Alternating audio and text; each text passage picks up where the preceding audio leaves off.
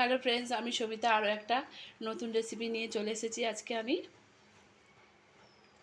রুই মাছের রসুন কালিয়া। প্রথমে আমি লবণ হলুদ মাখিয়ে রেখেছি মাছগুলোতে।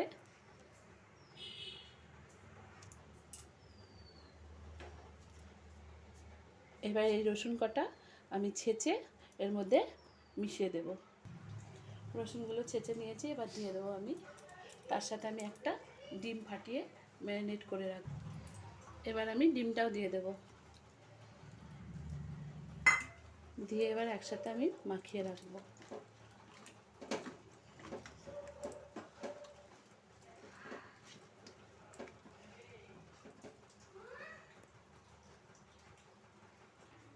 কড়াইয়ে আমি তেল দিয়ে দেব।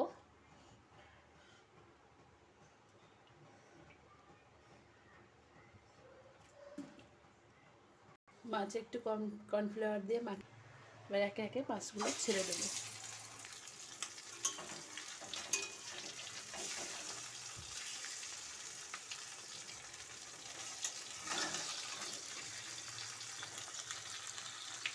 মাছগুলো আমার ভাজা কমপ্লিট হয়ে গেছে। এবার আমি মাছগুলো একে একে তুলে দেব।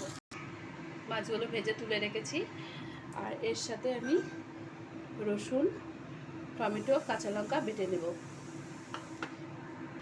এবার ওই তেলে আমি কালি জিরে, একটা শুকনো লঙ্কা ফোড়ন দিয়ে দেব।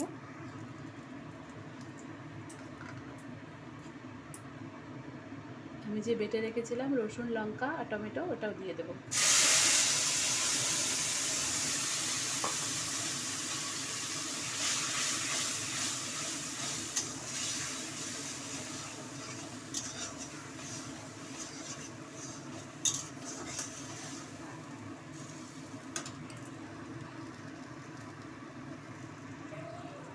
হলুদ, লবণ,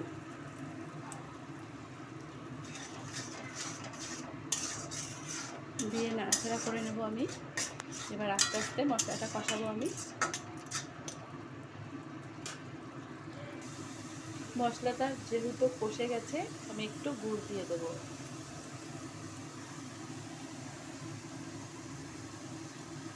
গুড় দিয়ে নাড়াচাড়া করে দেবো। এবার আমি জল দিয়ে দেবো পরিমাণ মতো।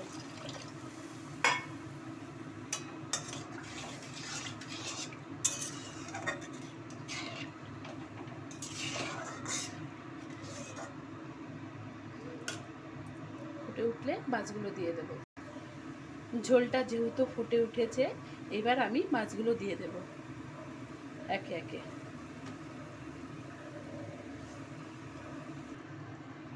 নামানোর আগে আমি এবার ধনেপাতা দিয়ে দেব।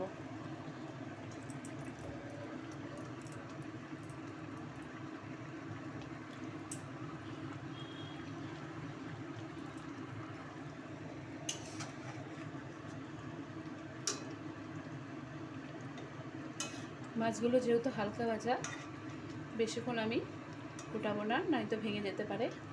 এবার আমি নামিয়ে নেব। রুই মাছের রসুন কালিয়াটা রেডি হয়ে গেছে।